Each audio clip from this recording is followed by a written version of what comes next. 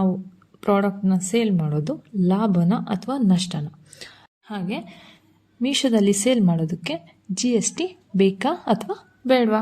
ಮೀಶೋದಲ್ಲಿ ಸೇಲ್ ಮಾಡೋದಕ್ಕೆ GST ಬೇಡ ಅಂತ ಅಂದರೆ ನಾವು ಆ ಪ್ರಾಡಕ್ಟ್ನ ಔಟ್ ಆಫ್ ಸ್ಟೇಟು ಸೇಲ್ ಮಾಡೋದಕ್ಕೆ ಆಗೋದಿಲ್ಲ. ವಿತಿನ್ ಎ ಸ್ಟೇಟಲ್ಲಿ ನಾವು ಸೇಲ್ ಮಾಡ್ಬೋದು. ಅದಕ್ಕೆ ನಾವು ಎನ್ರೋಲ್ಮೆಂಟ್ ID ಅಂತ ಬರುತ್ತೆ, ಅದು ಮೀಶೋ ಆ್ಯಪಲ್ಲೇ ನಾವು ಹೋಗಿ ಅಪ್ಲೈ ಮಾಡಿದ್ರೆ ಅದು ವಿತಿನ್ 24 hours ಇಲ್ಲ 48 hours ಅಷ್ಟರಲ್ಲಿ ನಮಗೆ ಎನ್ರೋಲ್ಮೆಂಟ್ ID ಬರುತ್ತೆ. ಅದು ಬಂದಾದ ನಂತರ ನಾವು ಪ್ರಾಡಕ್ಟ್ನ ಮೀಶೋದಲ್ಲಿ ಅಪ್ಲೋಡ್ ಮಾಡ್ಬೋದು.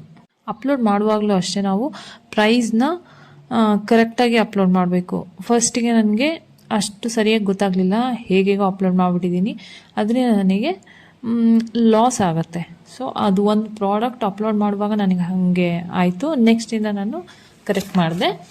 ಒಂದು ಸಲ ಅಪ್ಲೋಡ್ ಮಾಡಾದಮೇಲೆ ಅದಕ್ಕಿಂತ ಜಾಸ್ತಿ ಅಮೌಂಟ್ ನಾವು ಅಪ್ಲೋಡ್ ಮಾಡೋದಕ್ಕೆ ಆಗಲ್ಲ, ಅದು ನಮಗೆ ಆಪ್ಷನ್ ಕೊಡೋಲ್ಲ.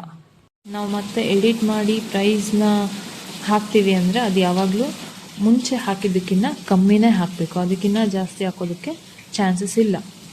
ಮೀಶೋದಲ್ಲಿ 2 ಪ್ರೈಸ್ ತೋರಿಸುತ್ತಲ್ವ, ಒಂದು ಮೀಶೋ ಪ್ರೈಸ್ ನಾರ್ಮಲಾಗಿ ತೋರಿಸುತ್ತೆ, ಇನ್ನೊಂದು ರಾಂಗ್ ಅಥವಾ ಡಿಫೆಕ್ಟಿವ್ ರಿಟರ್ನ್ ಪ್ರೈಸ್ ಅಂತ ಇದೆಲ್ಲ ಅದು ತೋರಿಸುತ್ತೆ.